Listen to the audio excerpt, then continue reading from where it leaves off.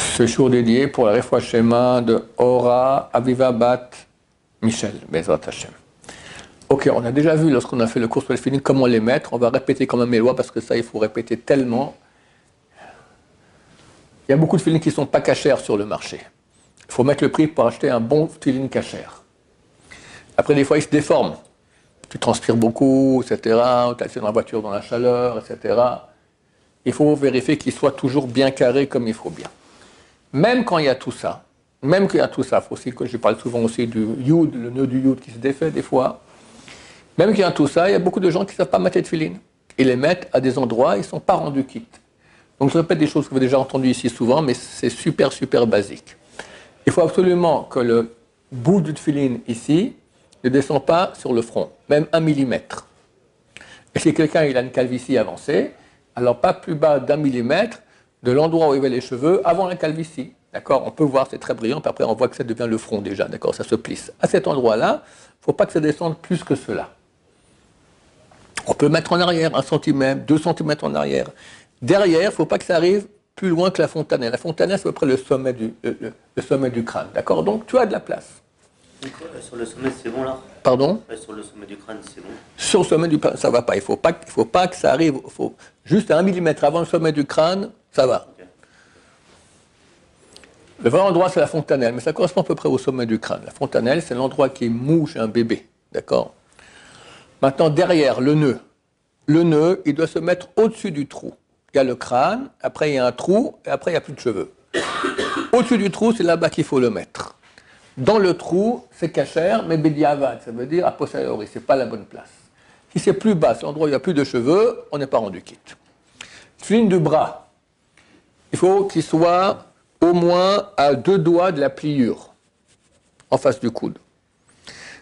Maintenant, pas beaucoup plus haut, parce qu'il ne faut pas que le haut du tefillin arrive plus haut que la moitié de la distance qu'il y a entre la pliure et l'aisselle, ou le coude et l'épaule. C'est la moitié. Tu prends la moitié de celle-là, un jour tu demandes à quelqu'un de mesurer, tu te fais une petite, avec un stylo, tu fais une petite endroit, tu apprends où est l'endroit chez toi sur ton corps. Il ne faut pas que le tefillin de tête, de bras, monte plus haut que cette entaille-là, que ce signe-là. D'accord? Si c'est arrivé, alors il y a un avis qui dit que c'est cachère, le Gaon de Vilna. Mais tu as 200, 300, 400, 500 avis qui disent que c'est pas cachère. Donc c'est dommage d'arriver au Lamaba et on dit tu n'as pas mis le tefillin. Non, mais la Gaon de Vilna qui dit que ouais, mais tu as vu combien disent que tu n'as pas mis, c'est dommage. Donc on les met au bon endroit. On met les tefillin sur le biceps. Il y en a qui mettent trop à l'extérieur. Sur le biceps, un peu à l'intérieur. Un peu, on va dire 1 cm plus à l'intérieur que sur le biceps lui-même. Biceps, un peu à l'intérieur. Maintenant, on a expliqué comment on faisait les nœuds, j'ai expliqué souvent, toutes les façons de faire sont bonnes. La façon des Mekoubalim, des kabbalistes, Sfarad, comme ça font les grands du monde Sfarad, s'entourer le Yud avec la lanière et venir directement ici. Si on ne peut pas au début, on le fait ici, après on vient ici directement ici. Faire attention qu'il n'y ait pas de Khatsitsa. C'est quoi une Khatsitsa? Quelque chose qui fasse écran entre les lanières et notre peau. Des fois, ça peut être... Tu as un polo, tu as une partie du polo qui passe sous le tefillin. Ça ne va pas.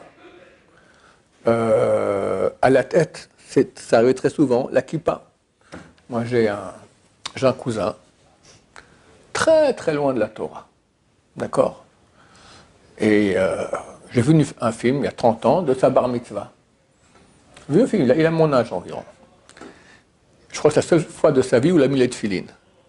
Mais on voit la kippa qui passe sous la lanière. Il n'a pas fait la mitzvah. La seule fois, parce que c'est une très grande différence dans la Maba, si tu n'as jamais mis les tefillin de ta vie, au moins une fois. La seule fois où il a mis, en espérant que le tefillin était cachère, le jour de sa bar mitzvah, il l'a mal mis. D'accord? Faire attention qu'il n'y ait pas la kippa qui rentre sous la lanière. Il faut que ce soit directement en contact entre la lanière et notre peau ou nos cheveux. Qu'est-ce qu'on fait si on porte une montre? Rabbi Yosef, il a autorisé. Un bracelet, une montre, tu mets au-dessus, ça va. L'endroit où par contre c'est un problème, c'est l'endroit où on met les tefillin. D'accord? Le bras, et ici la tête avec les lanières et le nœud derrière. Il faut faire attention que les lanières ne se mettent pas à l'envers. Ou, ici, à l'endroit du nœud, sur le bras, et sur la tête.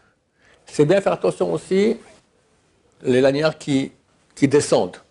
Il faut que le noir soit à l'extérieur. Maintenant, il y a un avis qui, Baruch Hashem, aujourd'hui, c'est commencé à être très, très courant, qui a le noir des deux côtés. Ça ne change rien. Le côté brillant, c'est ça qui doit être à l'extérieur.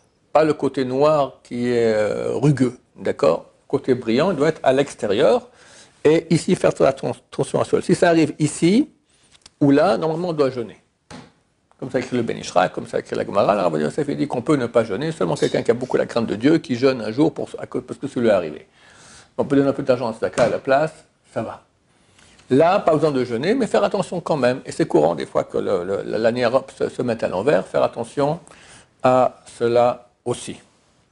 Voilà, on va s'arrêter ici pour le moment. Je vous souhaite à tous un joyeux Zod Hanouka. Faites toutes vos prières, Bezrat Hashem.